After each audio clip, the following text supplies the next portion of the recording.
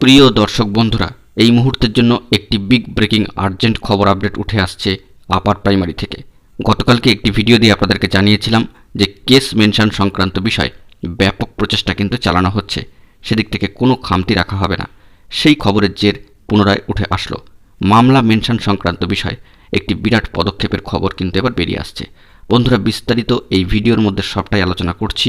অবশ্যই গুরুত্বপূর্ণ ভিডিওটিকে শেষ পর্যন্ত দেখে নেবেন এবং যে সমস্ত বন্ধুরা চ্যানেলটি সাবস্ক্রাইব করেননি এখনই সাবস্ক্রাইব করে সঙ্গে থাকবেন এই জরুরি আপডেটগুলি সময় মতো পেয়ে যাওয়ার জন্য। গতকালকে একটি খবর দিয়েছিলাম যে কেস মেনশন সংক্রান্ত বিষয়ে একটি ব্যাপক প্রচেষ্টা, বলা যেতে পারে এবার কিন্তু আপার প্রাইমারি শিক্ষক নিয়োগ প্রক্রিয়াকে কেন্দ্র করে একটু সাজো সাজো রব কিন্তু উঠে আসছে। পুজোর ঠিক 3 থেকে 4টে দিন বাকি এবং তার আগেই মামলা মেনশন সংক্রান্ত বিষয় একটি বিরাট পদক্ষেপের খবর বেরিয়ে আসছে এবং নোটিশ জারিকে কেন্দ্র করে আশার আলো কিন্তু দেখতে পাওয়া যাচ্ছে। বলা যেতে পারে পশ্চিমবঙ্গ আপার প্রাইমারি চাকরি প্রার্থী মঞ্চের চেষ্টার কোনো ত্রুটি বা কসুর কিন্তু নেই।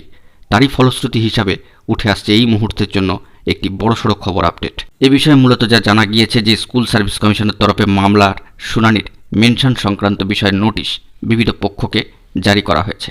সম্মানীয় বিচারপতি সৌমেন সেন মহাশয় ডিভিশন বেঞ্চে অ্যাপিল করা হয়েছে। বলা হয়েছে ম্যাট 638 অফ 2021 এই মামলাটি 16/10/2023 তারিখে অর্থাৎ আজ সোমবার সপ্তাহের শুরুর দিন তারিখে বা তারপরে শীঘ্রই বিশেষত পুজোর ছুটির আগেই শুনানি করতে চাইছে কমিশন। সামাজিক গণমাধ্যম সূত্রে এরকমই একটি বার্তা কিন্তু বেরিয়ে আসছে, অর্থাৎ মামলাটি পুজোর ছুটির আগেই মহামান্য আদালতের শুনানি হবে, এরকমই একটি খবর সামাজিক গণমাধ্যমে উঠে এসেছে। উচ্চ প্রাথমিক বা আপার প্রাইমারি শিক্ষক নিয়োগ প্রক্রিয়া বারে বারে পিছিয়ে যাচ্ছে। দীর্ঘ 9 বছর অতিক্রান্ত হয়ে গেলেও নিয়োগ প্রক্রিয়া এখনও পর্যন্ত শেষ না হওয়ায় যোগ্য বঞ্চিত চাকরি প্রার্থীরা নানাভাবেই কিন্তু হতাশ হয়ে পড়ছেন। তারই পরিপ্রেক্ষিতে তারা কিন্তু বিভিন্ন ধরনের আন্দোলন, অবস্থান, ধর্ণা কর্মসূচি চালিয়ে যাচ্ছেন তিলোত্তমার বুকে। আপার প্রাইমারি বা উচ্চ প্রাথমিকের শিক্ষক নিয়োগ প্রক্রিয়া নিয়ে স্কুল সার্ভিস কমিশনের প্রকাশিত 2021 সালের ইন্টারভিউ দেওয়ার তালিকায় নানা ধরনের গরমিলের অভিযোগ ওঠে। মামলা সিঙ্গেল বেঞ্চ থেকে ডিভিশন বেঞ্চ পর্যন্ত গড়িয়েছিল। এর পাশাপাশি সম্মানীয় বিচারপতি সুব্রত তালুকদার মহাশয় 2021 সালে কমিশনকে ইন্টারভিউ নিতে নির্দেশ দেয়। যারা ইন্টারভিউয়ে ডাক পাননি তাদের জন্য অভিযোগ জানানোর ব্যবস্থাও করেন।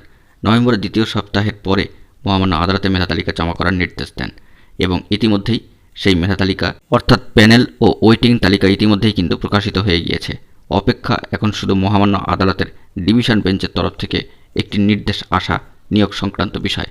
আজকে মামলা মেনশন সংক্রান্ত বিষয় নয়া চমক মহামান্য কলকাতা হাইকোর্টে উঠে আসে কিনা সেইটি এখন দেখার বিষয়।